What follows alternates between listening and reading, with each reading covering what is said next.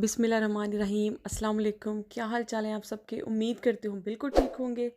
नाजरीन, अंग्रेज़ी की एक बड़ी मशहूर कहावत है, after every storm there is a rainbow, कि हर तूफ़ान गुज़रने के बाद कोसे कज़ा निकलती है, रंग निकलते हैं, ज़िंदगी दोबारा अपनी रूटीन पे आती है और मौसम और ज़िंदगी मज़ीद निखर के सामने आती है। लेकिन मैं हैरान हूँ कि ये जो कोविड का, कोरोना का तूफ़ान था, ये कब थमेगा? और अगर ये थम भी गया तो क्या ज़िंदगी उतनी ही खूबसूरती से, उतनी ही अपनी नॉर्मेलिटीज़ के साथ वापस रूटीन पे आएगी? बहुत मुश्किल सूरत हाल हुई है, लोगों के बड़े ही, अल्लाह माफ़ करे, बुरे हालात हुए हुए हैं। और ऊपर से एक चीज़ ये नई जो आजकल खबर सारे गर्दिश कर रही है कि जो भी 5 तारीख के बाद, ये 5 अक्टूबर के बाद जो भी लोग पाकिस्तान जाएंगे वो अपना कोरोना का नेगेटिव टेस्ट जो है उनके पास होना ज़रूरी है। और वो जो टेस्ट है वो कम अज़ कम 4 दिन से ज़्यादा पुराना ना हो। और इतना ये मुझे ख़बर सुन के थोड़ा सा अफसोस भी हुआ है कि एक तो बेरोज़गारी अपने अरूज पे पहुंची हुई है, लोग इतने बेरोज़गार हैं। और जब वो अपने हालात से, बेरोज़गारी से तंग आकर अपनी फैमिलीज़ को पाकिस्तान भेज रहे हैं ताकि यहाँ पे जो अखराजात हैं वो कम से कम हों, घरों के किराए और बिल्स वगैरह को लिमिटेड किया जा सके ताकि बच्चों को या फैमिलीज़ को वहाँ भेज देते हैं। अब लोगों ने जो अपनी जमा पूंजी थी या जैसे तैसे करके टिकट्स मैनेज किए हैं, और ऊपर से ये इजाफी खर्चा जो फ़ी बंदे के हिसाब से 100 यूरो या 120 या 110 यूरो है।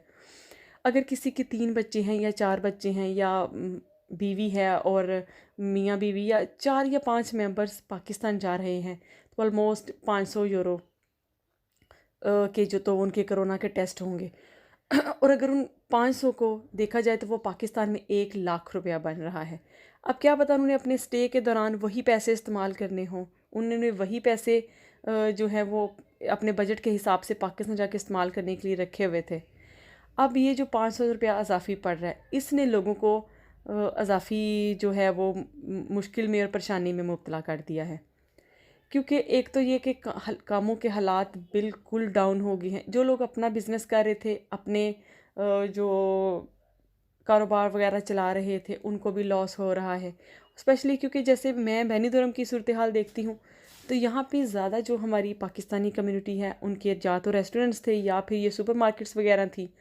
और ये बेनीदुरम का तकरीबन 70% जो है वो टूरिस्ट के सर पे चलता है, इसका रोज़गार लोगों का।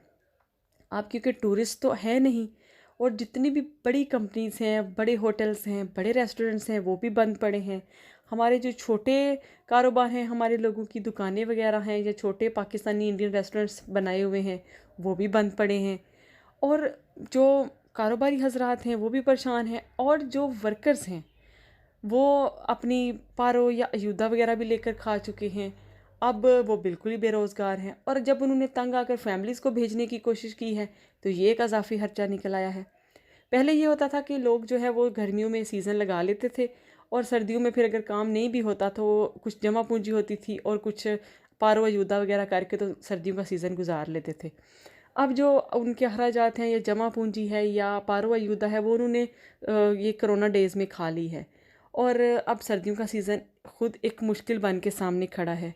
और जो लोग जा रहे हैं उनको ये भी टेंशन है कि अभी अभी अभी स्कूल्स खुले हैं, बच्चों की तालीम का इतना ख़र्च हो चुका है ऑलरेडी। अब वो फिर पाकिस्तान जाएंगे, बच्चों की तालीम का बहुत ज़्यादा खर्च हो जाएगा।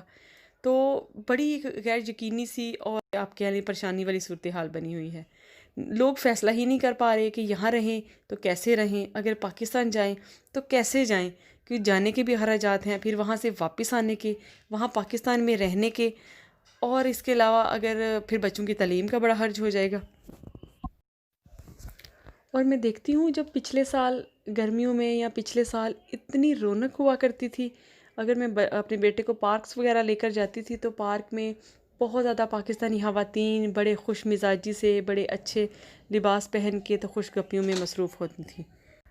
और इस साल इतनी बेरौनकी है, इतनी खामोशी और उदासी वाली फ़िज़ा है, क्योंकि काफ़ी लोग जो हैं वो दूसरे कंट्रीज़ में मूव हो गए हैं। कुछ लोग जो हैं वो दूसरे शहरों में या देहातों में काम की तलाश में चले गए हैं, और बहुत से लोग जो हैं वो पाकिस्तान चले गए हैं और कुछ जाने की तैयारियों में हैं। तो एक बेरौनकी और उदासी वाली फ़िज़ा सी है। मेरा तो दिल ही इतना बोझिल है इस सारी सूरत हाल से, और फिर लोगों के मसले मसाइल सुनो और तो दिल और भी दुखता है। तो फिर अल्लाह ताला से दुआ ही की जा सकती है कि जल्दी से हालात ठीक हों, सारा कुछ अपनी ज़िंदगी अपनी रूटीन पे वापस आए, हमारी ज़िंदगियों की जो रेनबो है वो वापस आए।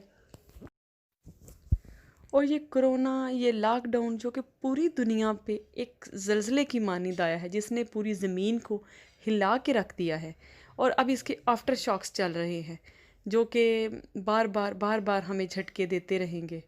तो उम्मीद है कि हम सब इन आफ्टर शॉक्स से जल्दी निकल आएंगे और हालात और ज़िंदगियां और वो रौनकें दोबारा बहाल होंगी।